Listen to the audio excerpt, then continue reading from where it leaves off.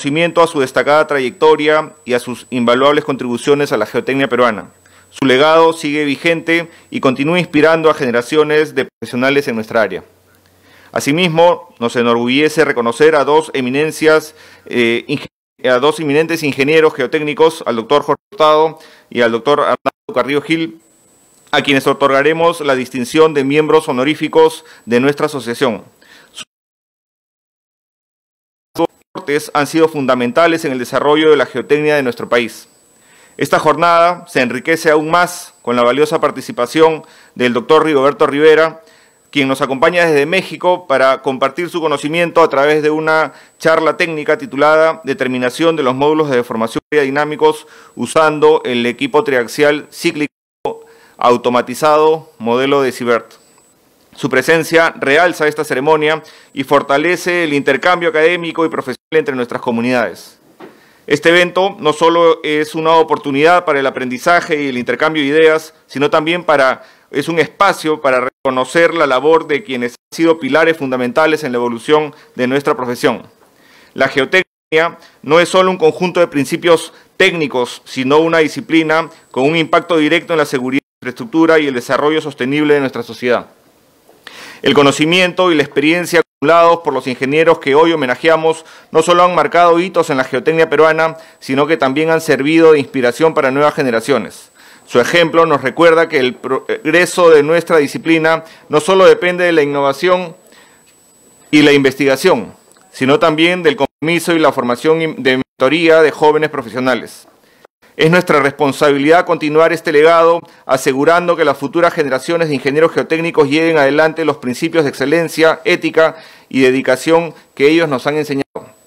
Por ello, debemos continuar con el mismo rigor, la misma innovación ética profesional que nos han inculcado a nosotros los ingenieros por parte de los homenajeados. Su legado nos motiva a seguir construyendo un futuro donde la geotecnia peruana siga siendo sinónimo de excelencia.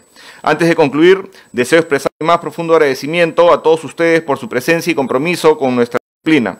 También quiero reconocer el esfuerzo y agradecerles al equipo del Consejo Directivo, quienes han trabajado en las últimas semanas de manera incansable para poder hacer posible esta ceremonia. Gracias por la dedicación y por el trabajo en equipo. Sin más preámbulos, vamos a dar inicio a esta ceremonia con todos con el mismo compromiso de poder seguir innovando y honrando a quienes han engrandecido la geotecnia peruana. Muchas gracias.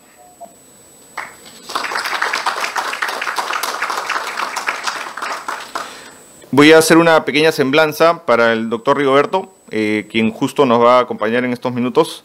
El doctor Rigoberto Rivera Constantino nació en Veracruz, México, es un destacado ingeniero y profesor de la Facultad de Ingeniería de la Universidad Nacional Autónoma de México. Se especializa en geotecnia y ha sido una figura clave de la docencia e investigación en nuestra área. Realizó su licenciatura y maestría en mecánica de suelos en la UNAM.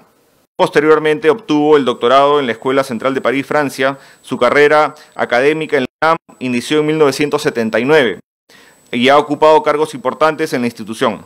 Uno de sus mayores aportes ha sido un trabajo en la actualización de normas de construcción y seguridad estructural en México, en particular tras el sismo de 2017. Participó en la reunión y el reglamento de construcción de la Ciudad de México. Su trayectoria en el ámbito de la ingeniería civil abarca tanto el ejercicio profesional como la investigación y la docencia. Actualmente es profesor investigador de carrera con una antigüedad de más de 45 años en la UNAM. Adelante, doctor. Gracias. Muchas gracias. Bueno, antes que nada, pues quiero agradecer a la Asociación Peruana de Ingeniería Geotécnica y lo mismo al Colegio de Ingenieros de Perú esta invitación para estar nuevamente con ustedes. He tenido la oportunidad de visitarlos allá en su país, de impartir algunos cursos, algunas conferencias, y realmente me siento yo muy halagado con esta invitación. Cuando me hace la invitación la maestra Carmen, yo le propuse en ese momento, bueno, estamos trabajando un proyecto que tiene que ver con la determinación de parámetros dinámicos para los suelos blandos que tenemos aquí en la Ciudad de México, que son las famosas arcillas blandas de la Ciudad de México. Y pues parte de lo que voy a hablar tiene que ver con lo que hemos desarrollado hasta ahorita, pero también les vamos a comentar qué más estamos por hacer, pero también me gustaría, para que ustedes tengan un panorama completo, revisar un poco, al menos a nivel laboratorio, cuál es el estado del arte en la determinación de parámetros dinámicos. Entonces, como decimos acá en México, pues me puse a hacer la tarea y creo que logré un buen resumen de cómo se están haciendo las cosas en el mundo y particularmente en nuestra universidad, lo que son el posgrado de Ingeniería en Geotécnica, el Instituto de Ingeniería en el área de Geotecnia. Entonces, pues sin más preámbulo, voy a empezar con el tema. Como les comentaba, inicialmente, bueno, di el nombre de determinación de los módulos de deformación unitaria dinámicos usando un equipo triaxial cíclico automatizado y en particular algunos resultados con lo que es el modelo de Sevar, uno de nuestros grandes profesores, de nuestros grandes maestros y sobre todo de los grandes ingenieros mexicanos que diseñaron muchísimas obras de importancia en los suelos tan complicados como son los de la Ciudad de México. Comportamiento dinámico de arcillas blandas del Valle de México. Miren,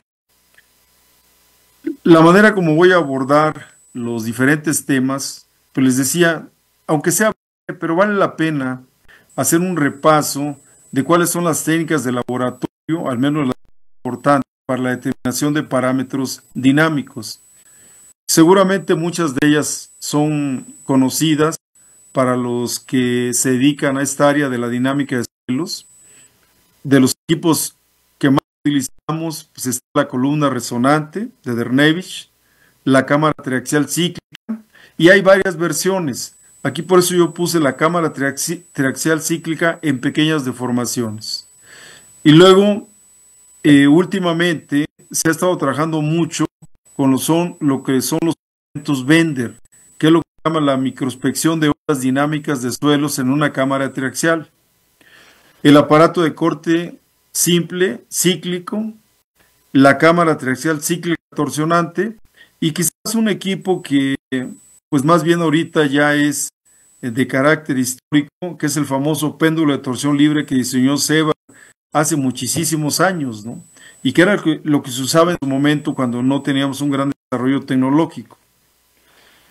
Finalmente, bueno, voy a acabar tocando lo que estamos haciendo en este proyecto en la Facultad de Ingeniería, la cámara triaxial cíclica automatizada, y qué es lo que pretendemos hacer con ella, con esta cámara.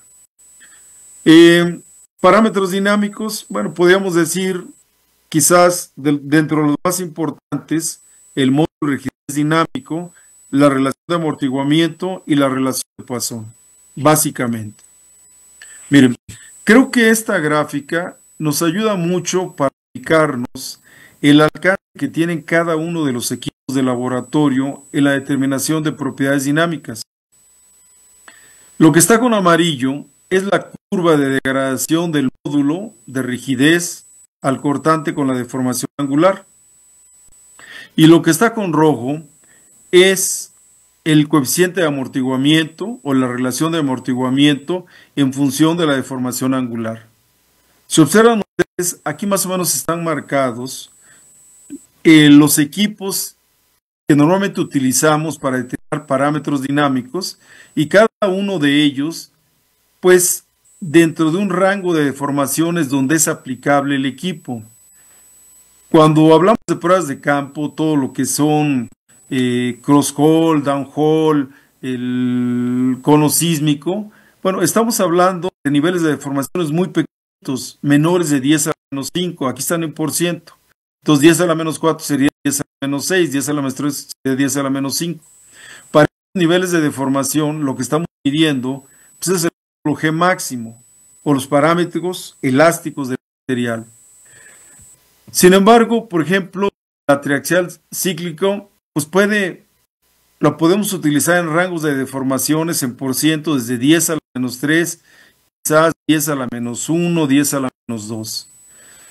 Vean que la columna resonante, lo mismo, este aparato sirve para medir módulos o parámetros dinámicos a bajas deformaciones.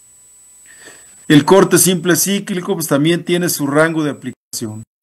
Desafortunadamente no contamos con un equipo de laboratorio que permita barrer todos los niveles de deformaciones y estudiar los parámetros en todo ese rango.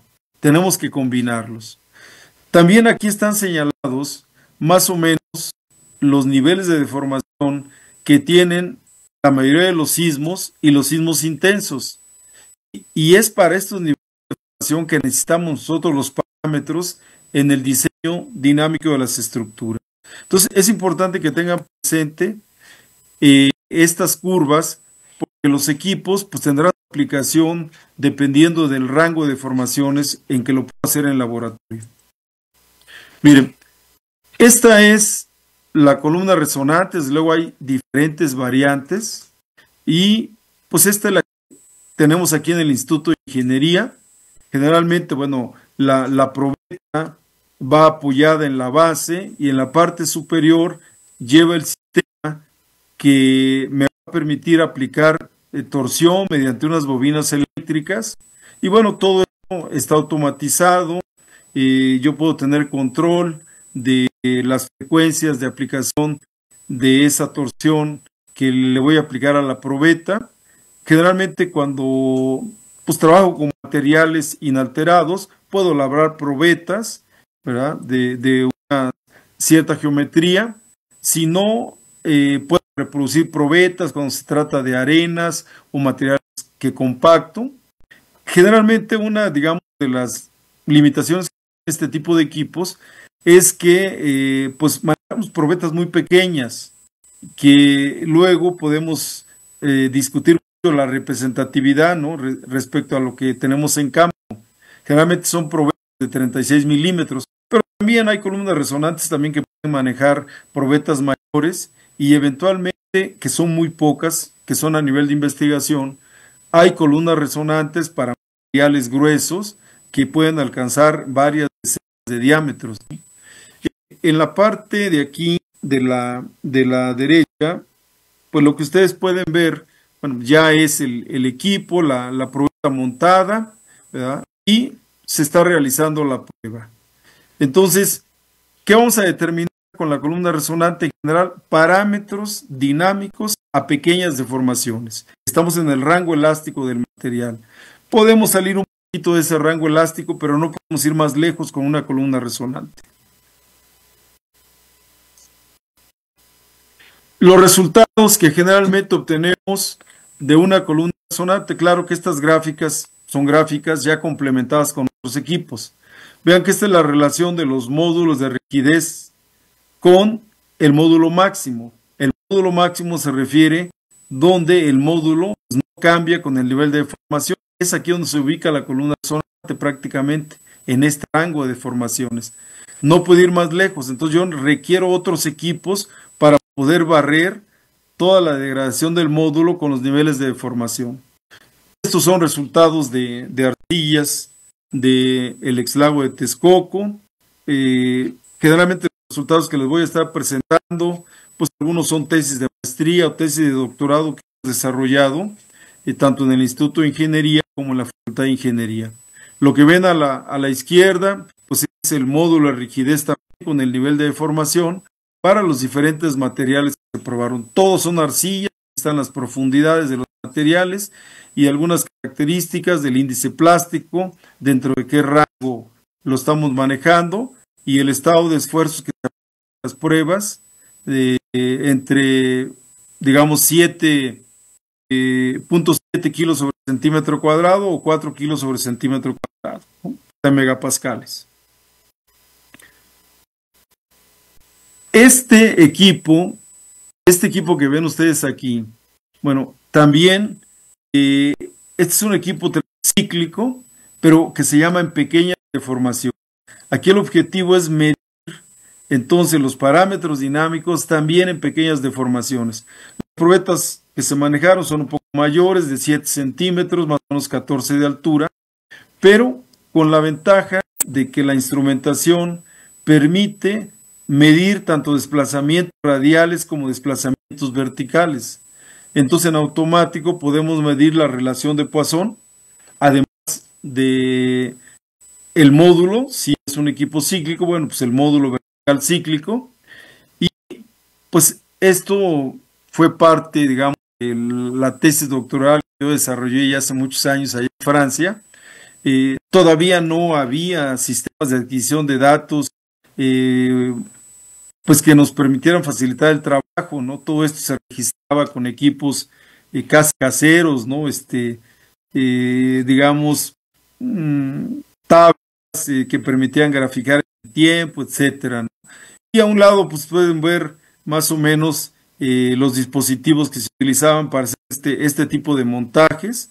Esto que está por acá son transductores de desplazamiento, pero sin contacto, son magnéticos. Y bueno, ¿qué se puede calcular con esto? Miren, vean lo que está aquí. Esto es un ensayo traxial cíclico con ese equipo. Aquí está el esfuerzo cíclico con la deformación cíclica. Como son ensayos a niveles de deformaciones muy pequeños, pues observen que para todos los esfuerzos que se aplicaron, los niveles de esfuerzos en la probeta, pues esto me da una relación lineal, con lo cual me está diciendo que el comportamiento es elástico del material. Entonces, pues, la relación entre el Q cíclico y la deformación me va a dar directamente el módulo, y es lo que está aquí, y esto es el módulo máximo, porque es el módulo elástico. Aquí quizás faltaba poner que las deformaciones son menores de 10 a la menos 5, ¿sí? Es el rango elástico del material. Pues es una arena, digamos, estándar de laboratorio con esta relación de vacíos, y era una arena densa. La frecuencia que se utilizó en la prueba fue de 0.1 Hz, ¿verdad? Una frecuencia, digamos, pues relativamente alta, ¿no? Para este tipo de materiales. También, bueno, ¿qué otra cosa se obtiene? Bueno, como con estos equipos se pueden medir deformaciones tanto verticales como radiales, bueno, si yo represento los resultados en un gráfico como esto, pues la pendiente me da la relación de Poisson. Y vean que pues aquí están los diferentes esfuerzos que se aplicaron en las probetas, y lo que se logra ver es que la relación de Poisson prácticamente no depende del estado de esfuerzos, ¿sí? Solamente un poco de la compacidad, y vean la relación de Poisson para esta arena seca, 0.22, lo cual es muy razonable. Lo mismo de este lado, pueden ver para un material seco y saturado. Pues sabemos que en un material saturado, y si no hay cambio volumétrico, es sin drenaje, pues esa relación de Poisson tiende a ser 0.5, ¿no? No hay cambio volumétrico. Si el material está seco, pues puede ser del orden de 0.2, 0.25. Entonces, son equipos interesantes para hacer este tipo de pruebas. Ahora aquí, vean que lo que está es el uso de elementos Bender, que ya tiene varios años utilizándose, pero no es muy común en todos los laboratorios de investigación. Y les quiero presentar aquí algunas fotografías. Bueno, esta es la base de la probeta y la cabeza. Vean, en la base de la probeta se coloca al centro un elemento que es un elemento de compresión, y esto que se ve como una salida, digamos, es un elemento a flexión. Entonces lo que se quiere es medir la velocidad de las ondas P y de las ondas S en probetas, ¿verdad?, de material inalterado, ¿verdad?, utilizando una cámara triaxial convencional, pero con elementos Benders. Entonces eso ya es posible hacerlo en los laboratorios, cada vez se está haciendo algo más común. Y entonces, ¿qué busco? Pues medir la velocidad de las ondas de corte y la velocidad de las ondas compresionales. Si conozco esas velocidades, voy a poder conocer los módulos. Otra vez, los elementos Bender son, digamos, dispositivos que permiten medir parámetros dinámicos para pequeños niveles de deformación. Estoy en el rango elástico. Y entonces, A ver, aquí, ¿qué pasó? Ujú.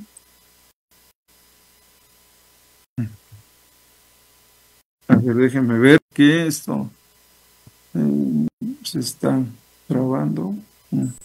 Ah, ya. Ok.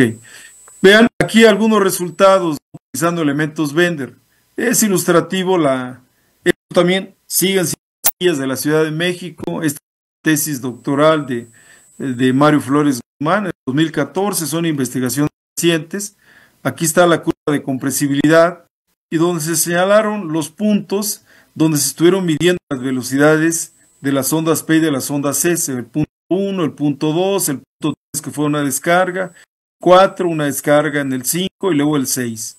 Y entonces debemos tener presente, por ejemplo, cuando yo cargo un material y lo descargo, si yo mido los parámetros dinámicos punto 3, pues el material está preconsolidado, entonces tiene un comportamiento de material preconsolidado.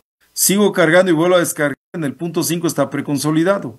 Y en este tramo, el material se comporta como normalmente consolidado. Bueno, son arcillas saturadas.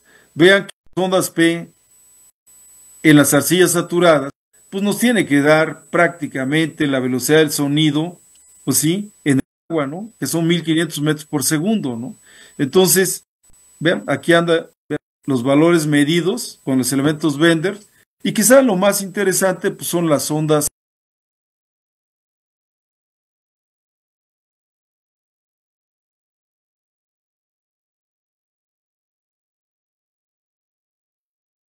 tres y 5. Tenemos esta ley de variación que corresponde a materiales preconsolidados, algo que ya se había estudiado, ¿no? Aquí también otros resultados utilizando estos elementos Bender. Ahora es en función del esfuerzo octaédrico y la velocidad de las ondas de corte. Entonces, de esta manera se comportaron las arcillas de la Ciudad de México. Las velocidades crecen, ¿verdad?, al disminuir el índice plástico, ¿sí?, y decrecen, obviamente, al aumentar ese índice plástico. Otros resultados más de las velocidades, que son las que nos interesan realmente para el módulo de rigidez aportante. Entonces, lo que vamos a determinar de estos ensayos es el módulo G máximo, ¿sí? Miren, esto quizás, aunque no tiene que ver con ensayos, digamos, de tipo dinámico, pero es un montaje que vamos a utilizar nosotros en la investigación que estamos haciendo con la cámara triaxial cíclica totalmente automatizada. Bueno, se sabe desde hace muchos años que en los materiales impermeables como son las arcillas de la Ciudad de México, con permeabilidades del orden de 10 a la menos 7, 10 a la menos 8 centímetros por segundo, cuando medimos presiones de poro, y generalmente casi la mayoría de las cámaras cíclicas y triaxiales convencionales, la presión de poro se mide en la base. Ahí tenemos el transductor de presión de poro. Bueno, hay mucha incertidumbre de si la presión de poro que tenemos en la base es representativa de todo lo que está pasando en la probeta. Es claro que el transductor responde primero donde está colocado, pero el resto de la probeta no sabemos exactamente qué esté pasando. Entonces, esta investigación de Mario Flores Guzmán estuvo encaminada a eso, pero a un ensayo, digamos, triaxial convencional. Todo lo que se hizo fue colocar un transductor de presión miniatura al centro de la probeta. Y entonces se midió la presión de poro en el centro y en la base. Y se compararon esas presiones para ver cómo es la distribución de presiones de poro. Esto es, digamos, mucho más delicado cuando hacemos ensayos cíclicos, porque la carga la aplicamos muy rápido. Y entonces, donde vamos a tener una respuesta inmediata, donde estamos midiendo la presión de poro, pero en el resto de la probeta, pues no sabemos qué está pasando. La investigación que estamos haciendo consiste en medir presiones de poro en la base, y como vamos a utilizar probetas de mayor altura, de 7 centímetros de diámetro, 14 de altura, vamos a colocar 2 transductores miniatura en el tercio medio, más uno en la cabeza. Entonces vamos a estar midiendo en 4 puntos la presión de poro para conocer la verdadera distribución y poder interpretar los parámetros correctamente. Aunque decía, esto fue un equipo triaxial convencional, bueno, aquí está el esfuerzo desviador, ¿verdad? En función de la deformación. Y vean, aquí, bueno, la velocidad de deformación que se utilizó fue muy baja, 0.01 milímetros por minuto. La prueba prácticamente se llevó 24 horas. Pero los primeros resultados indican, vean, que el transductor en la base, que es el rojo, y esto estamos hablando de la presión de poro, y la presión de poro en el centro, que es el rojo, y en la base, que es arriba, pues son diferentes. Y esto es para una prueba, digamos, monotónica, en una cámara triaxial convencional. Cuando hacemos pruebas cíclicas, existen muchas dudas en cuál es la verdadera presión de poro que estamos midiendo. Bueno, así eso está encaminado a la investigación que estamos llevando. Aquí pueden ver más detalles de cómo se colocan el transductor de presión de poro al centro, las mediciones de deformaciones en el tercio medio, y claro, esto tiene que ser una labor de investigación pues a nivel doctoral, de jóvenes que estén interesados en este tema. También se ha hecho aquí en el Instituto de Ingeniería con arcillas de la Ciudad de México. Lo que yo les presenté, que fue parte de mi tesis doctoral, ahora medición para las arcillas utilizando transductores radiales que se llaman sin contacto. Este pues es un esquema que mide la deformación vertical y la deformación horizontal. Y obviamente pues entonces se puede determinar la relación de Poisson. Como estas pequeñas deformaciones podríamos decir, oye, pues esta deformación pues es en el rango elástico. Y aquí vemos, ¿no?, que en un material, fueron materiales estos reconstituidos, compactados a un cierto contenido de agua. Vean, los contenidos son muy bajos. Entonces, para esa condición, pues andamos hablando de relaciones de Poisson de 0.26. Sin embargo, cuando el material se satura, pues la relación de Poisson crece y el valor límite es 0.5, ¿no? Entonces, estos resultados son interesantes. Otro equipo, tengan muy presente la primera figura que pasé, que son los rangos de aplicación de los diferentes equipos. Es el aparato de corte simple cíclico. Es el aparato de corte que ustedes conocen convencional, pero ahora, digamos que el material se mete una camisa de anillos que pueden tener un desplazamiento horizontal, y eso se somete, digamos, a una carga cíclica, a un esfuerzo cortante cíclico. Y más o menos el esquema pues es esto que ven aquí.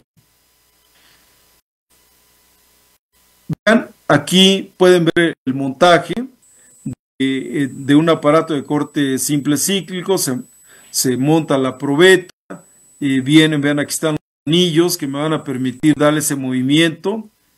Ahí está la membrana impermeable para el material, y finalmente pues esto se monta en el equipo de corte cíclico, y pues, aquí está ya, se está desarrollando la prueba. Se aplica un esfuerzo vertical, un esfuerzo horizontal cíclico, y por resultados son como estos que ven aquí: el esfuerzo cortante con el esfuerzo vertical efectivo, el esfuerzo cortante con la deformación angular, presiones de poro, lo clásico que podemos medir en este tipo de aparatos. Ustedes veían también, tiene un rango de aplicación el esfuerzo cortante cíclico.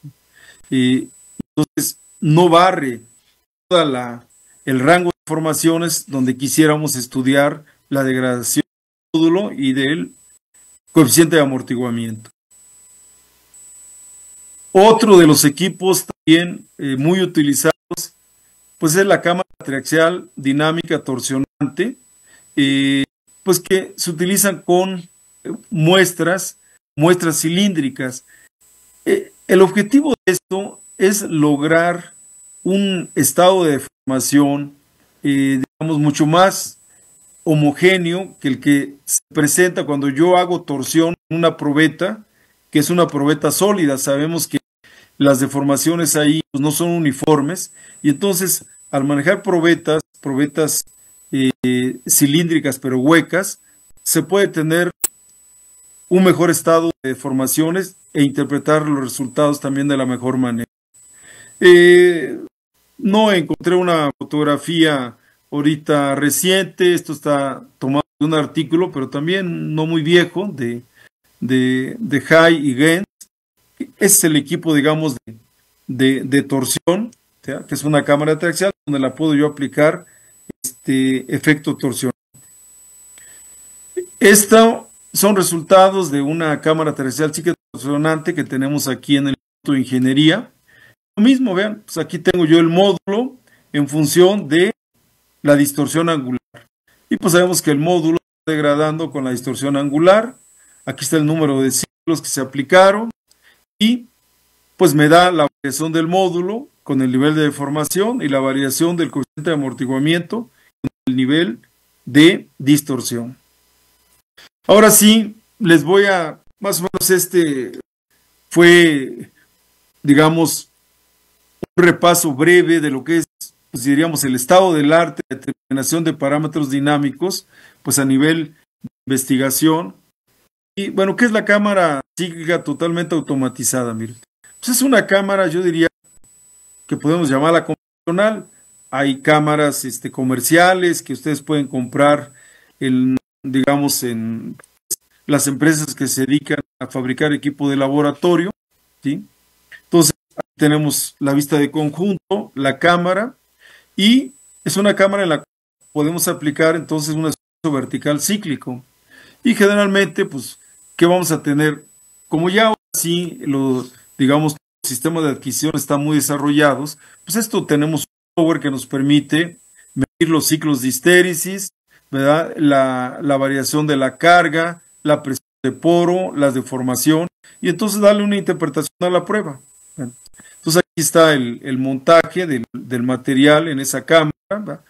Ahorita esto es parte de la investigación que estamos haciendo en las arcillas de la Ciudad de México, y pues, se monta la probeta, se aplica entonces un esfuerzo vertical cíclico, se lleva a la falla y se pone una interpretación pues convencional.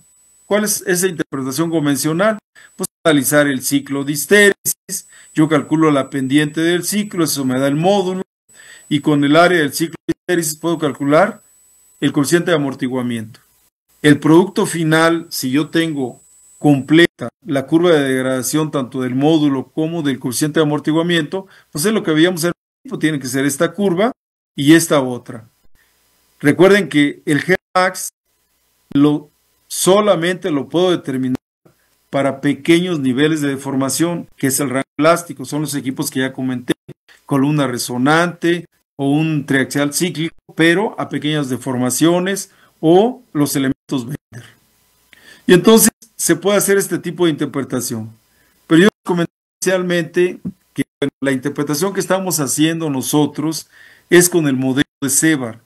CEVAR tiene un modelo de comportamiento para analizar los parámetros dinámicos en arcillas de la Ciudad de México, y pues es un poquito más elaborado. CEVAR trabaja, digamos, con 4 módulos, y esto tiene que ver con el ciclo de histéresis. Miren, cuando aplicamos un esfuerzo vertical cíclico, ¿verdad?, compresión y extensión. Bueno, ese sería el estado de esfuerzo que tenemos, ¿sí?, en este caso. Ahora, vean que en el ciclo de histéresis yo cargo hasta un cierto número de esfuerzos y después descargo. Bueno, esta descarga es lo que llama CEVAR la respuesta del material ante la carga que apliqué. Después, cuando ahora sí, aquí estoy aplicando esfuerzo de tensión y luego descargo, esto es lo que llama CEVAR la respuesta ante el esfuerzo de tensión que apliqué. Entonces él hace toda una interpretación de estas deformaciones y de estos esfuerzos y define una serie de módulos que les llama módulos de deformación unitaria, que no son otra cosa más que los módulos clásicos, pero los inversos. Entonces, estos módulos pues, es poner 1 entre E, CZ, o 1 entre E, EX. Bueno, este es el módulo de deformación unitaria cuando comprime, este es el módulo de deformación unitaria en la respuesta, este es el módulo de deformación unitaria cuando está cargando de manera negativa y este es de la respuesta cuando está de manera negativa. Entonces, para no meter mucho en el modelo, que es un modelo muy completo, define estos factores que se llaman de respuesta, que es una relación de módulos, por ejemplo, el MX entre el MCZ. Vean que el sistema de referencia horizontal es X y vertical es Z. Entonces, estos factores de respuesta, este es MCX entre MZ. Bueno, el modelo permite a mí calcular entonces estos módulos y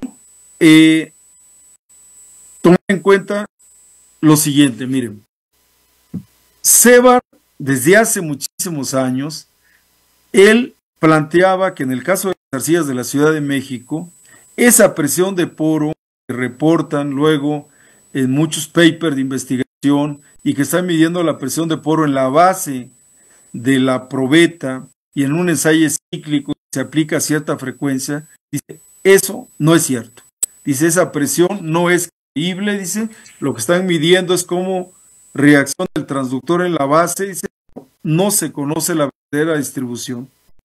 Y entonces él plantea un modelo en el cual puede calcular la presión de poro teórica, ¿verdad? No la medida, sino la teórica, en términos de esta ecuación que ven aquí, que en pocas palabras, esa presión de poro en compresión depende del esfuerzo cíclico que se aplicó en compresión, de la deformación cíclica, de este parámetro de respuesta, de la relación de Poisson, de la porosidad y del grado de saturación del material.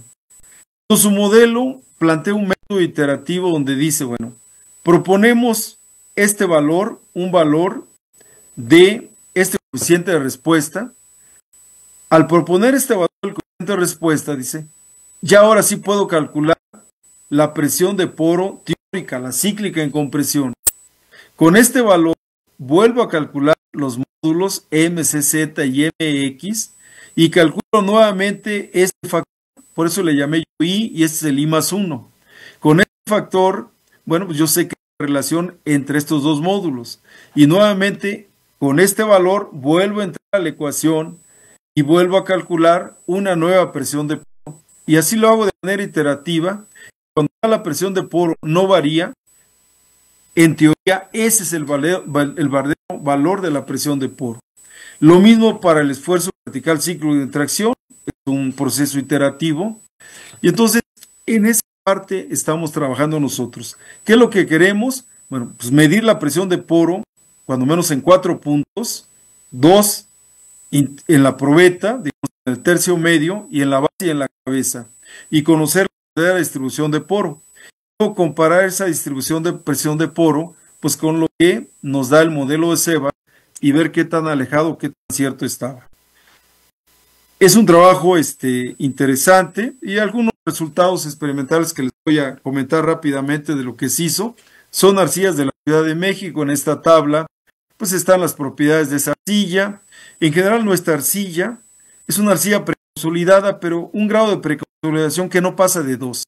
No es como la arcilla de Londres, donde pues hubo fenómenos de glaciación y pueden encontrar OCRs hasta de 20, ¿no? No pasa de 2 esta arcilla. Entonces, miren, aquí algunos resultados, ahora sí, utilizando el equipo especial, pero quizás conviene, miren, que yo me regrese aquí y les comente lo siguiente. Bueno, para poder hacer esta interpretación, se requiere un equipo donde yo pueda aplicar presiones horizontales cíclicas. Bueno, los equipos convencionales no lo hacen. De hecho, los comerciales solamente aplican presiones verticales cíclicas. Sevar en su momento desarrolló un equipo bastante, yo diría, pues de ingeniería práctica, que los que han leído el libro de Sevar, él le llamó la cámara holandesa, donde se aplican esfuerzos horizontales cíclicos y se pueden determinar estos parámetros. La otra forma de hacerlo, que es ingeniería práctica, y es los resultados que le estamos presentando acá, miren, es lo siguiente. Dice, bueno, si tú no puedes aplicar esfuerzos horizontales cíclicos y verticales cíclicos, pues entonces lo que te recomiendo que hagas es, de una muestra extendida a una cierta profundidad, labras una probeta en sentido normal a la estratificación y otra en sentido paralelo, y las pruebas en el equipo triaxial cíclico convencional. Entonces, cuando yo coloco la probeta normal a la estratificación en la cámara triaxial cíclica, estoy usando los parámetros convencionales cíclicos, pero que no me sirven para el modelo de Sevar. Pero cuando utilizo la probeta labrada en sentido horizontal, entonces ahí, cuando yo la pongo labrada en sentido horizontal, pero la pongo vertical, se hace la hipótesis que el esfuerzo aplicado vertical es horizontal. Y con eso ya podría interpretar yo el modelo de Sevar y obtener resultados pues, para poder alimentar su modelo. Por eso aquí ven en la tabla, si se fijan, las profundidades de las muestras, 6 metros, 7 metros, 10 metros y 25. Y dice 1 horizontal, 2 vertical. Quiere decir que se labraron probetas en sentido horizontal y en sentido vertical, más o menos con las mismas características del material. Vean, horizontal, vertical, horizontal, vertical, horizontal, vertical. Bueno, de esa manera entonces se alimentó el modelo. Pero ahorita, ya en esta etapa de la investigación, prácticamente ya resolvimos el problema en la cámara triaxial cíclica de poder aplicar esfuerzos horizontales cíclicos. Y con eso, pues vamos a confirmar si todo esto que proponía Sevar, labrar probetas en los dos sentidos, pues es verdad o hay que hacer algunos ajustes. Sabemos que desde luego la anisotropía influye en el comportamiento del material, pero bueno, es parte de la investigación que estamos haciendo. Y son resultados de ese tipo, ¿no? Vean que aquí, pues, estas son presiones de poro normalizadas con el esfuerzo de confinamiento, ¿sí? En función del nivel de deformación. Bueno, esto ya había sido estudiado por otros investigadores. El doctor Rando, en el 2021, que es reciente, estudió también el problema de las arcillas, claro que con otra finalidad. Si se fijan en esta gráfica, el número de ciclos de carga, pues prácticamente es casi 100. Sabemos nosotros que para un sismo, pues los ciclos de carga importantes no pasan de 20.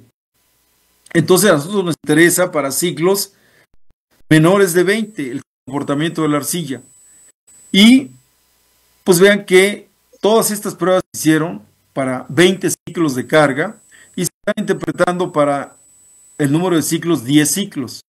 Y vean que las presiones de poro, estas son medidas, medidas, aquí están medidas, vean, dicen tanto compresión como tracción, y también está el modelo de Sevar, en compresión como en tracción.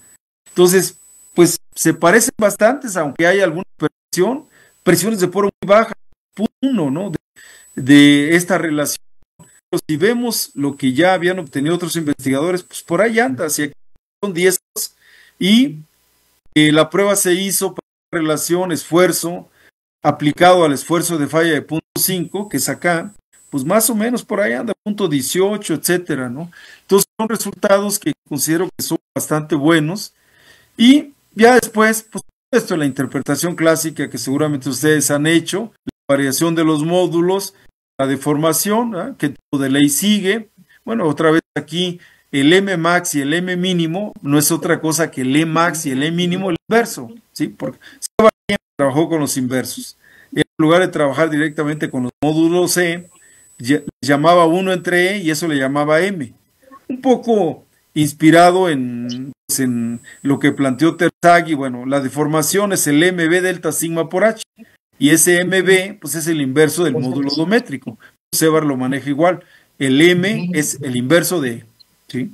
Entonces, resultados de este tipo, vean, aquí está claro, no podemos nosotros pues estudiar todo el rango de deformaciones, ¿no? La cámara cíclica que utilizamos solamente está en este rango, pero más o menos pudimos ajustarlo con con los modelos que hay para pasar las curvas de generación del módulo.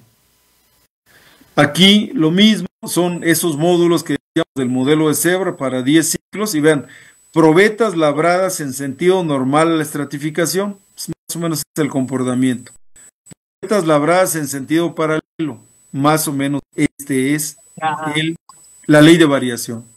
Entonces, pues son resultados interesantes en el sentido que a veces nosotros también necesitamos utilizar módulos horizontales, y Sevar ya había dado algunos valores estadísticos de que el módulo vertical anda del orden de 1,5 veces el módulo, el módulo horizontal anda de 1,5 veces el módulo vertical. Uno esperaría que en materiales como los que tenemos aquí, que son suelos lacustres, dice, oye, pues el material es mucho más rígido en sentido vertical que en sentido horizontal. Pues al parecer no es así, de acuerdo a los resultados que estamos obteniendo. Leyes de variación conocidas por ustedes, ¿no? Pues el módulo en función del esfuerzo de confinamiento, ¿verdad? Ahí está la ley de variación. Esto es lineal, pero porque esto es escala logarítmica. Aquí está la ley de variación. Sigma C y N, pues N es un parámetro que tenemos que determinar experimentalmente. Y bueno, y vean que este coeficiente de respuesta, tanto para compresión como para extensión, se puede tratar uno de dar pues un valor estadístico en función de la resistencia no drenada. Como en el método iterativo de Sevar requerimos ese parámetro, bueno, pues yo entro con la resistencia no drenada, que es la cuestión, y digo, bueno, pues más o menos sería aquí 30 kilopascales, pues sería 0.85, o 40 kilopascales, pues anda del orden de 0.8. Y con eso empiezo a iterar y puedo lograr determinar entonces la presión de poro teórica, y con la presión de teórica los módulos, y ya tengo todos los parámetros del modelo. Pues básicamente, digamos, ese es el modelo, esos son los parámetros que determinamos. Ahora, para que esto no quede así muy suelto, dice, bueno, ¿y dónde van a aplicar el modelo de Sevar? Se puede utilizar el modelo para evaluar la susceptibilidad de licuación de los suelos. O sea, es un modelo también que sirve para licuación, para capacidad de carga en condiciones dinámicas, movimientos de la superficie del suelo debido al paso de las ondas sísmicas, hundimiento súbito de cimentaciones superficiales y hundimiento de cimentaciones con pilotes de fricción. O sea, la aplicación del modelo es muy diversa. Claro, necesitamos tener los parámetros del modelo bien determinados y pues estar convencidos de que esos son los parámetros que voy a utilizar para poder modelar todo este tipo de problemas. Pues aunque es una plática muy rápida, espero haberles dado un panorama más o menos completo, y lo que es el estado de arte en la determinación de parámetros dinámicos en laboratorio. En campo sabemos que hay otras pruebas, pero mucho cuidado con las pruebas de campo. Las pruebas de campo solamente determinan los parámetros en el rango elástico, de formación muy pequeñitas.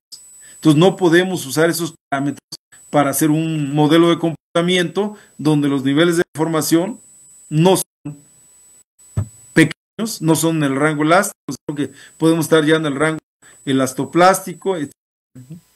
Pues con esto terminaría yo mi charla, y pues les agradezco mucho su tiempo y su atención.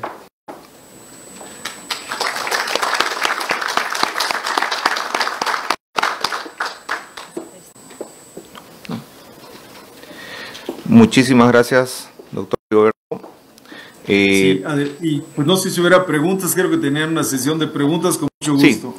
Sí, justo no sé si alguien de las personas que están siguiéndonos vía Zoom o alguno de los presentes en el auditorio tiene alguna consulta para el doctor Rigoberto.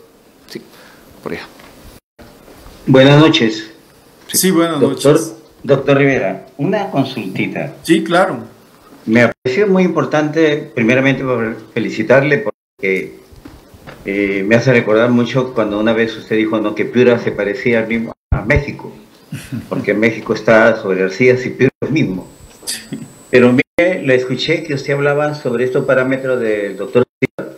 en el sentido que se podía utilizar en la licuación de suelo, tal como acá nosotros tenemos ¿no?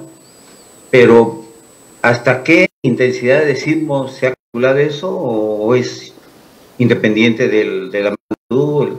Porque la fórmula de Sigidris dice hasta 7.5. Ajá. Entonces, acá ya sabemos que, y ojalá Dios quiera nunca suceda, se llama un 8.5. Entonces, ¿sí es aplicable esta metodología a esa intensidad del sismo? Sí, definitivo. O sea, el modelo de Sebar, inclusive es un modelo que él pudo probar con algunos datos que se tuvieron con el profesor Ichihara, con mediciones directamente de campo. Utilizó el modelo y la verdad que los resultados pues son sorprendentes, ¿no? El modelo sigue muy bien lo que se midió en campo. De hecho, Sebar tiene un modelo que es directamente para licuación. Por eso le decía, todos estos parámetros son los que utiliza Sebar en los diferentes modelos de comportamiento, ¿sí? Claro, licuación requiere su marco teórico, ¿no? ¿Y dónde van a entrar estos parámetros? ¿Sí? Sí. Te agradezco mucho, doctor, no, la verdad que muy amable. Pues. Buenas, doctor, quería preguntarle la parte... No sé si hubiera alguna pregunta más. Acá tenemos otra pregunta. Deme un segundito. No, sí, de repente ahí... ¿Aló? ¿Se escucha? Sí, adelante. Sí, buenas, doctor. Quería preguntarle en la parte del ensayo, en la parte de tensión, ¿es posible que ocurra un desacoplamiento de la muestra? ¿En qué? En la parte de refracción. No lo escuché bien. En la parte cíclica. Sí, un poquito más fuerte. En la parte cíclica donde se va hacia la tensión de la muestra. ¿Es posible que se produzca un desacoplamiento con la muestra? Bueno, digamos que eso es algo que tenemos que garantizar precisamente en lo que es el equipo, ¿no? El que siempre se garantice un buen contacto de la probeta con el pistón con el que estoy aplicando la carga cíclica, ¿no? ¿Sí? Digamos que es un problema, pero más bien mecánico, de tipo mecánico, que se tiene que resolver en laboratorio, y sí lo hemos podido resolver, no hemos tenido ese problema, ¿sí? Mire, aquí lo que yo les comentaba de que dice, bueno, a ver, finalmente tenemos nosotros de las ondas sísmicas, las ondas de corte, ¿verdad? Que su propagación, ¿verdad? Es en sentido normal a la trayectoria de las ondas. Entonces dice, estamos aplicando esfuerzos horizontales a la probeta, dice. No estamos aplicando esfuerzos verticales. Bueno, claro, hay una componente de la aceleración vertical, pero es la horizontal, dice, y eso no lo están representando en las pruebas. Por eso él diseñó la cámara holandesa, aunque era una cámara pues limitada, porque era pues totalmente mecánica, pero en la actualidad ya empieza a haber algunos equipos que permiten aplicar esfuerzos horizontales, ¿sí? Esfuerzos de confinamiento, haciendo variar el confinamiento horizontal de manera cíclica y también el vertical. Entonces, ya sea que yo mantenga el vertical constante y hago los cambios en el sentido horizontal con la presión de confinamiento, pero también se puede ya aplicar vertical y horizontal de manera simultánea, y eso representa más el sismo. Y claro, pues eso va a influir en la presión del poro, en la resistencia y en muchas cosas, ¿no? Y eso es parte de la investigación que se está haciendo actualmente en el mundo, ¿no? Sí.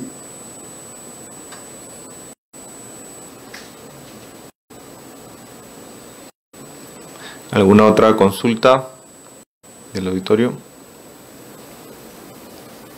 Tal vez en el grupo de Zoom, alguna consulta de alguien que esté conectado a la reunión.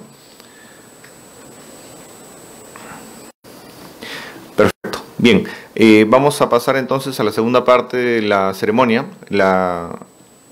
Les pedimos a quienes están conectados vía Zoom que por favor puedan conectarse vía Facebook Live a la página del Colegio de Ingenieros para poder continuar con la transmisión. Ellos están transmitiendo y vamos a poder seguir.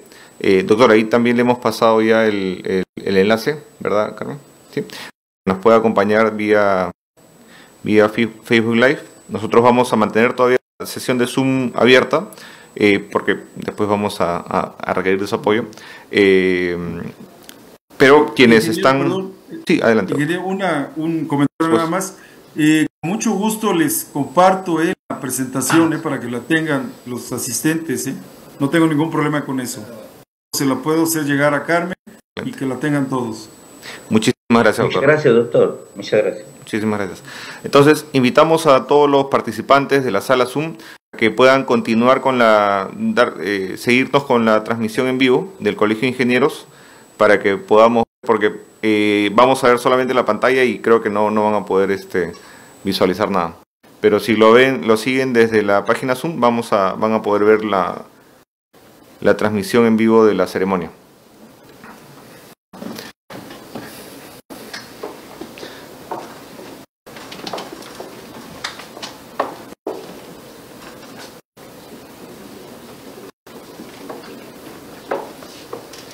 Ya, listo. Ahí la página de Facebook es Ingeniería Civil-CIP, ya, para que nos puedan seguir para la transmisión en vivo. Doctor Rigoberto, sí le pido que usted nos acompañe unos minutos más, por favor. Invitamos adelante, por favor, doctor Alba, doctor Carrillo, por favor, si pueden sentarse para la ceremonia. Ingeniero, por favor, si nos acompaña adelante.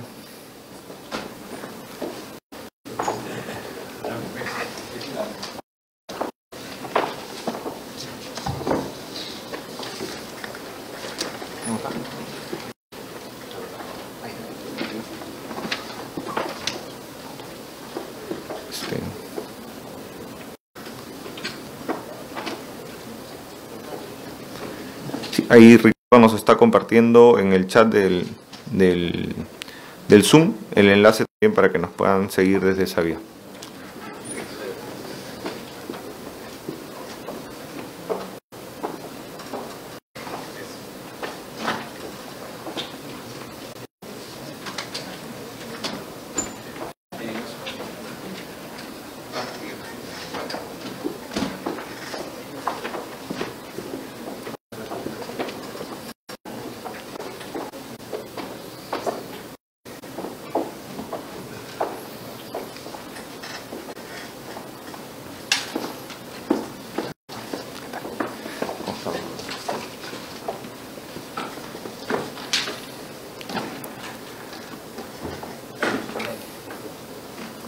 Muy bien, entonces invitamos al doctor Zenón Aguilar para que nos apoye con la semblanza del doctor Martínez Vargas.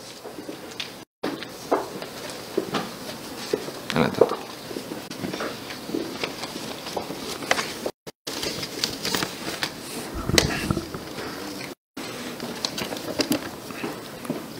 Por favor. Bien, muy buenas noches con todos los asistentes aquí en la sala y a través de las redes del Colegio de Ingenieros. Realmente estoy muy agradecido de poder estar aquí en este momento haciendo esta semblanza para nuestro querido maestro, el ingeniero Alberto Martínez Vargas. Realmente es un honor pues para mí estar en este momento con ustedes. En primer lugar, también quiero agradecer, ¿no?, el aporte que nos ha hecho el ingeniero Manuel Sánchez Espinosa, quien se ha dedicado pues a elaborar gran parte de esta semblanza. Y bueno, ¿no?, realmente que es bastante amplia la recopilación de información que ha realizado. Entonces, para poder nosotros tener un tiempo razonable, he hecho un resumen de la misma, en la cual voy a permitirme leer. Bien, el ingeniero Alberto Martínez Vargas, ¿no?, es un ícono de la ingeniería geotécnica peruana, destacando por su pasión, conocimiento e innovación en esta disciplina. Desde sus inicios en la Universidad Nacional de Ingeniería en los años 60, mostró un talento excepcional y un profundo compromiso con esta apasionante rama de la ingeniería civil. Su capacidad analítica le permitió obtener una beca para estudiar petrología en Francia, tras demostrarle a una misión francesa que la falla de las defensas costeras de la Costa Verde no se debía a un oleaje anómalo, como ellos lo suponían, sino a la meteorización de la roca utilizada en su construcción. Uno de sus descubrimientos más importantes fue la libración de las gravas, fenómeno que observó en la quebrada de los Cazadores, y más tarde lo confirmó tras el terremoto de Nazca de 1996, en el cual evidenció la ocurrencia de este fenómeno en el puente Yauca en Arequipa, observando vórtices que se habían generado debido al flujo de las gravas.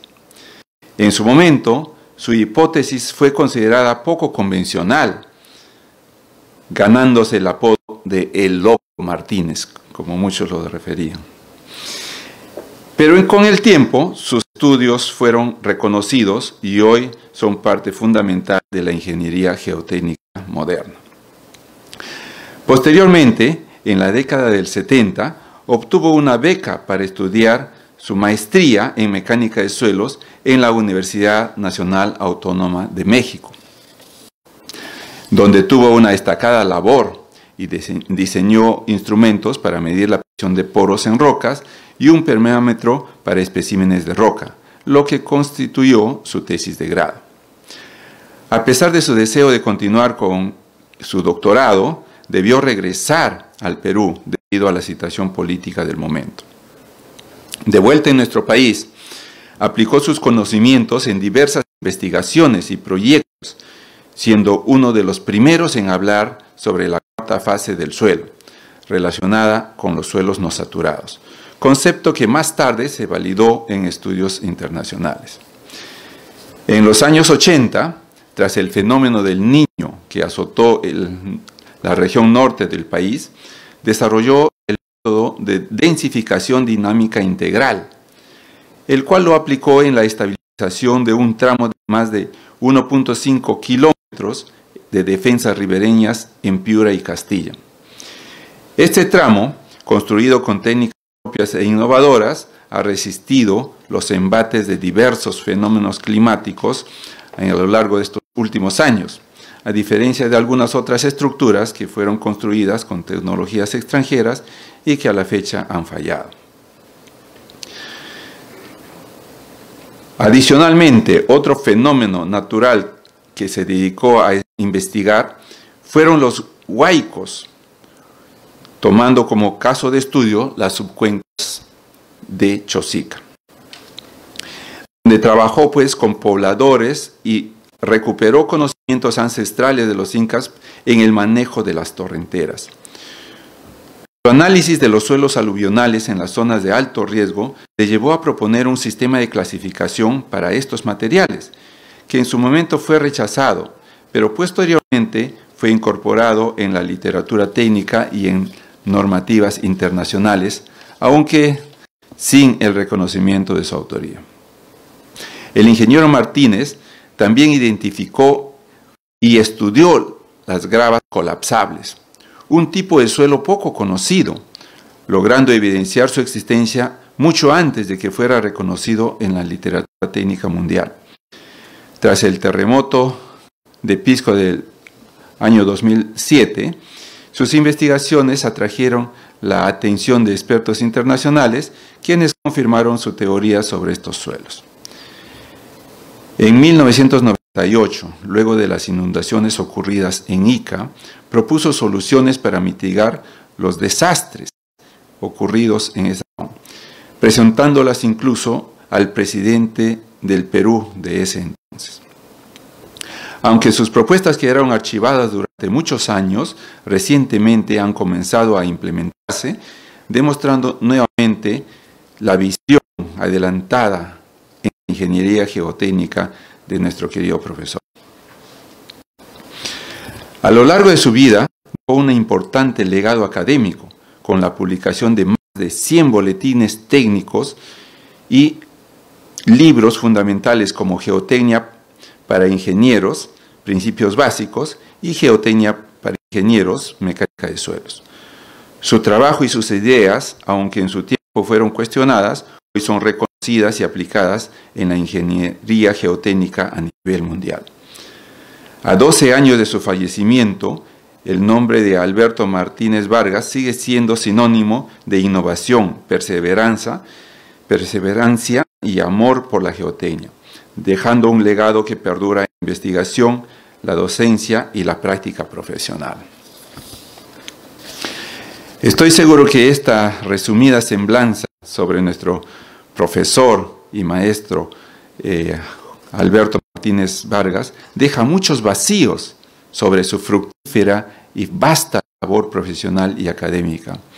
Pero es una muestra de nuestro agradecimiento por las grandes enseñanzas y las experiencias que nos transmitió a lo largo de su vida profesional. Pido pues un voto de aplauso para nuestro querido y recordado maestro Alberto Martínez Vargas. Muchas gracias.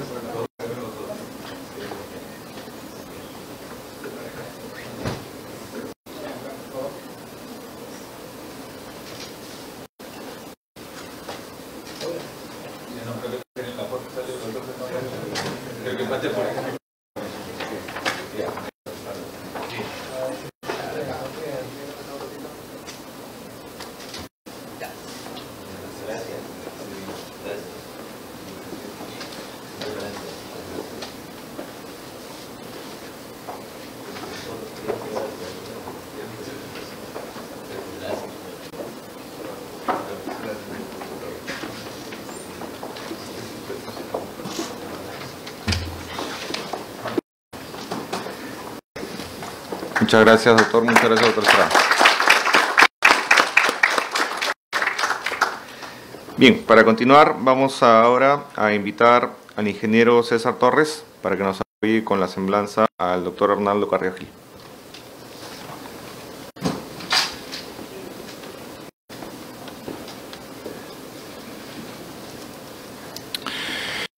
Buenas noches. Quiero empezar agradeciendo a la Asociación Peruana de Ingeniería Geotécnica por la amable invitación que han tenido para brindarme este espacio y dar estas breves palabras. No sin antes quiero saludar a los directivos de la Asociación Peruana de Ingeniería Geotécnica que esta noche nos acompañan, a su presidente, el ingeniero Luis Raigada, también a los directivos del capítulo de Ingeniería Civil, a través de su presidente, el ingeniero Miguel Estrada, a los distinguidos profesores e ingenieros que esta noche estamos homenajeando. Para mí es muy especial dirigir estas palabras porque el doctor Arnaldo Carrillo Gil, a quien aprecio, lo conocí en mi etapa de estudiante. Él fue mi profesor en la Universidad Ricardo Palma. Él impartía los cursos de cimentaciones y de diseño geotécnico. Y así también él fue mi asesor de tesis, ¿no? Por él fue quien yo obtuve mi grado de ingeniero civil. Y recordar al ingeniero Carrillo cuando él brindaba sus clases en la universidad, digamos que era bastante gratificante. Recuerdo que siempre nos motivaba a investigar, ¿no? Nos motivaba mucho a entender cómo es que el suelo se comportaba ¿no? Siempre nos mencionaba que estudiar el suelo es bastante complejo, ¿no? Dentro de la ingeniería, el estudio de la geotecnia, por la variabilidad que tiene este material, es bastante grande, ¿no? Y esta es la también razón que me motivó a mí seguir esta especialidad, ¿no? Él fue, como mencioné, mi asesor de tesis, y justamente el tema que por esos años el doctor Carrillo investigaba era acerca de el riesgo geotécnico en la estabilidad de los taludes, ¿no? Yo recuerdo que hicimos un trabajo bastante interesante de cómo calcular las probabilidades para aplicarlas a un análisis de estabilidad de taludes, que bastante, digamos, resultados positivos trajo. Y ahora vemos que este tipo de temas se vienen trabajando con mayor frecuencia. Es así que empezó en mí a despertar ese interés en desarrollarme profesionalmente en la geotecnia y en esa línea de investigación que todavía me acompaña. Hablar de la trayectoria del doctor Carrillo Gil es bastante extensa, ¿no? Él es un destacado ingeniero civil peruano que ha egresado de la Universidad Nacional de Ingeniería, obtuvo el grado de doctor en Ingeniería en la Universidad Federico Villarreal, aquí en el Perú, y también se tituló como máster en Ciencias en la Universidad Autónoma de México, la UNAM. Él cuenta con más de 50 años de trayectoria profesional y ha realizado una labor incesante como investigador, docente universitario, consultor en ingeniería geotécnica, y ha contribuido significativamente al desarrollo de esta disciplina en el Perú y en América Latina. Ha sido asesor en numerosos proyectos de gran envergadura en el Perú, en Ecuador, en Bolivia, adquiriendo un profundo conocimiento sobre el comportamiento de los suelos y rocas en la región. Creo que aún los que estudiamos la geotecnia aquí en nuestro país todavía seguimos revisando los artículos y los aportes que el doctor Carrillo dio en numerosas publicaciones. Su compromiso con la docencia y la investigación lo ha llevado a desempeñarse como profesor emérito de la Universidad Nacional de Ingeniería. Asimismo, también fue profesor de la Universidad Ricardo Palma en los cursos de cimentaciones y diseño geotécnico, además también de ser profesor honorario en la Universidad Nacional Pedro Ruiz Gallo en Lambayeque y en la Universidad Nacional del Altiplano en Puno. El doctor Carrillo Gil ha publicado más de 250 trabajos técnicos y científicos, además de ser autor de 5 libros sobre ingeniería geotécnica y pavimentos. Su aporte académico ha sido fundamental en la inclusión de la mecánica de suelos en el Código de Construcción del Perú y la introducción del curso de cimentaciones en diversas facultades de ingeniería civil del país. También ha sido conferencista invitado, relator general y delegado del Perú en más de 25 países, además de presidir y coordinar importantes eventos internacionales como la Sexta Conferencia Panamericana de Mecánica de Suelos e Ingeniería de Cimentaciones, la cual fue celebrada en Lima. También presidió la segunda, tercera y quinta Conferencia Nacional Peruana de Mecánica de Suelos. Ha sido miembro de prestigiosas sociedades técnicas nacionales e internacionales, entre ellas el ASE, la American Society of Civil Engineers, de la cual también lidera el capítulo peruano, también de la Sociedad Internacional de Mecánica de Suelos e Ingeniería Geotécnica, la Academia de Doctores del Perú y la Academia Panamericana de Ingeniería en México. Su labor ha sido reconocida con múltiples distinciones, entre ellas el Pergamino de Plata, otorgado durante la 9ª Conferencia Panamericana de Mecánica de Suelos e Ingeniería de Cimentaciones en Valparaíso, Chile, en el año 91, por sus contribuciones al desarrollo de la ingeniería geotécnica en América.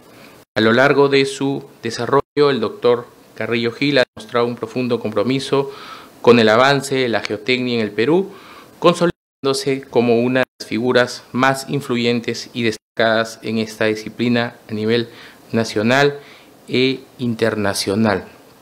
Quiero, agradecer y felicitar al doctor Carrillo también por acompañarnos esta noche aquí en esta ceremonia, aquí en el Colegio de Ingenieros, y también mencionar que el ingeniero Carrillo ha sido muchas veces expositor en diversas conferencias también aquí en el Colegio de Ingenieros, en el Consejo Departamental de Lima.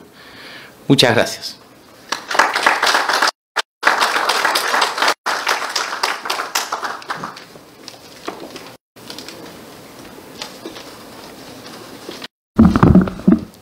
Nuestro presidente del ABGEO le va a hacer entrega de un presente al ingeniero Arnaldo Carrillo, juntamente con los directivos de la asociación y el presidente del capítulo de civiles.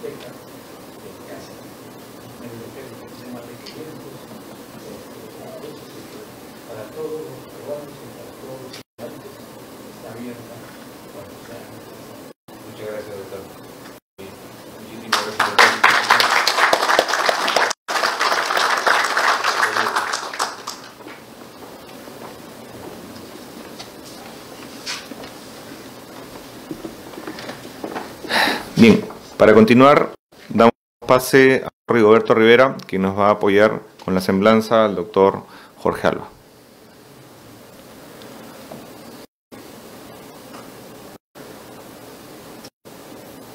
Sí, cuando guste, doctor. Creo que no se está escuchando. A ver, danos un segundito. Sí, a ver. Ahora sí, sí. ¿Ya? ¿Ya me escuchan? Sí, doctor, adelante. Sí. Adelante. Bien, pues es un gusto para mí hacer esta semblanza del doctor Jorge Alba Hurtado. En primer lugar, porque es un amigo de hace muchos años, amigo personal y amigo de mi familia. También ha sido un ingeniero con una gran participación en nuestra Sociedad Mexicana de Ingeniería Geotécnica desde hace también muchos años. El doctor Jorge Alba Hurtado obtuvo el grado de doctor en Filosofía en Ingeniería Geotécnica en la Universidad de Massachusetts, en Amherst, Massachusetts, y el máster en Ciencias con mención en Ensayos de Materiales de 1974 a 1976 e Ingeniero Civil con mención en Geotécnica en 1976-1977 en el Massachusetts Institute of Technology de Estados Unidos.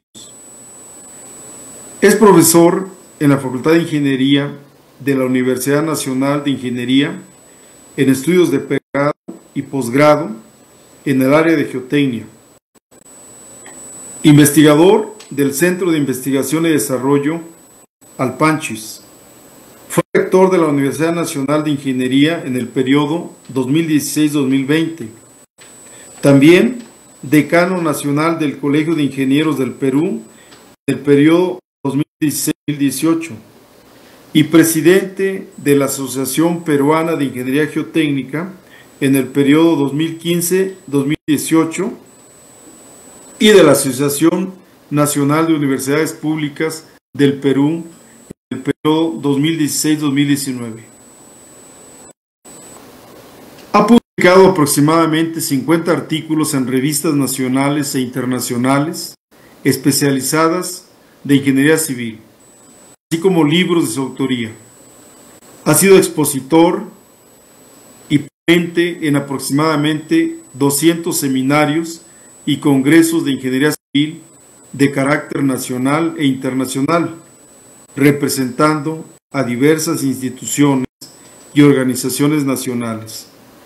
Ha recibido distinciones como doctor honoris causa y profesor honorario en diferentes universidades del Perú.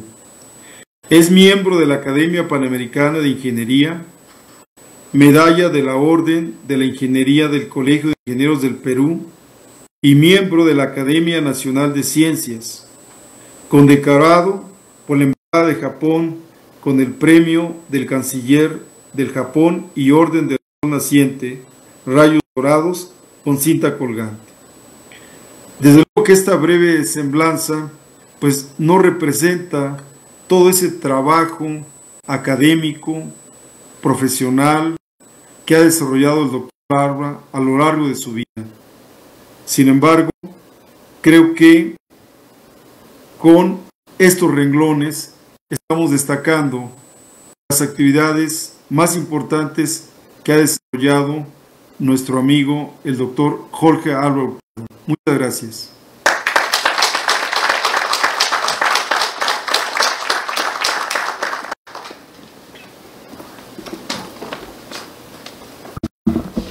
Nuestro presidente, el ingeniero Luis Raigada, le va a hacer entrega de un presente al doctor Álvaro. Igual invitamos a los directivos de la AGEO para que se puedan tomar una fotografía.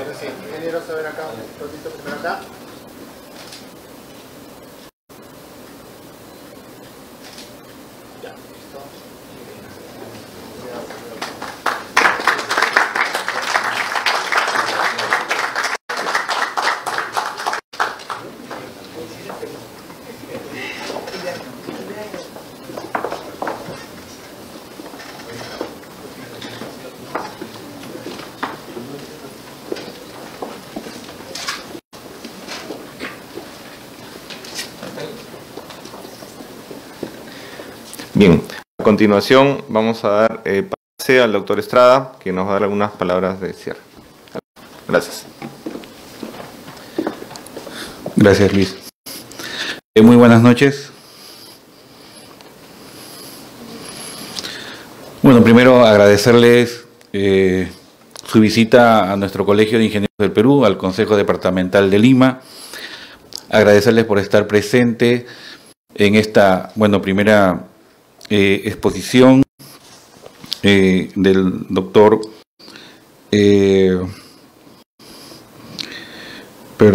doctor Rigoberto Rivera, disculpen. Y luego esta significativa, pequeña pero muy significativa ceremonia de agradecimiento y homenaje póstumo, primero ingeniero Alberto Martínez, que también fue mi profesor, a través de sus dos hijos, a través de nuestro amigo José Martínez, Pepo Martínez. El homenaje al doctor Arnaldo Carrillo y el homenaje a nuestro ahora profesor, pero ahora amigo, doctor Jorge Álvaro Hurtado. Este homenaje que se le hace a través de APGEO, la Asociación Peruana de Ingeniería Geotécnica, que son parte del capítulo de Ingeniería, los miembros de APGEO también son parte del capítulo de Ingeniería Civil. Es un homenaje muy merecido. Nosotros hemos estado en muchas conferencias, hemos recibido clases de estos profesores, ingenieros, doctores, y ahora toca agradecer todas esas enseñanzas que hemos recibido de estos grandes personas. Particularmente, y creo que todos nosotros llevamos parte de su conocimiento, y gracias a este conocimiento es que nosotros hemos podido tener una práctica profesional basada en la responsabilidad, y sobre todo lo que hemos aprendido de estas personas es trabajar con ética profesional, que es muy importante. Entonces, así también el capítulo de Ingeniería Civil del Consejo Departamental de Lima, del Colegio de Ingenieros del Perú, se une a este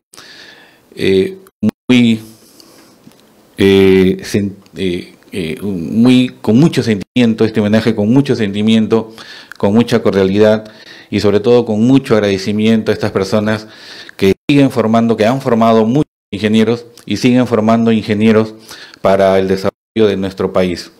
En ese sentido, Pepo Martínez, doctor Arnaldo